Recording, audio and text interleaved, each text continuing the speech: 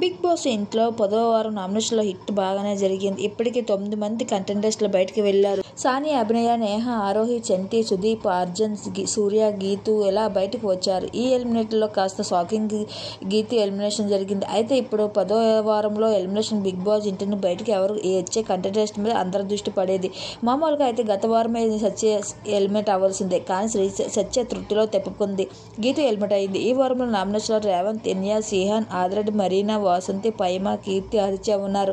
Captain అయిన కారణంగా సత్య నామినేషన్లోకి రాలేదు. లేదంటే ఆమె నామినేషన్లోకి వచ్చేది. ఈ వారం ఎలిమినేట్ అయ్యి ఉండేది. సత్య ఎలా ఎలిమినేషన్ నుంచి తప్పించుకున్నట్లు అయింది. అయితే శ్రీహాన్ మధ్య ఓవర్ యాటిట్యూడ్ చూపిస్తున్నాడు. తన బాడీ లాంగ్వేజ్ కూడా చాలా దారుణంగా ఉంటుంది. ఎనయ్యతో మాట్లాడే సమయంలో శ్రీహాన్ అందరికీ చిరాకు తెప్పిస్తున్నాడు. కీర్తి విషయంలోనూ అలాగే మాట్లాడుతున్నాడు.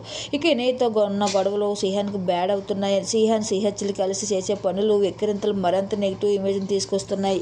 ఎనియా, సూర్య విషయాన్ని పదే సత్య బయటకు లాగి పర్సనల్ అటాక్ చేస్తుంది. దీంతో సత్యకి గత వారం ఓటింగ్ దెబ్బ పడింది. ఈ విషయాన్ని ఆమె కూడా గ్రహించింది.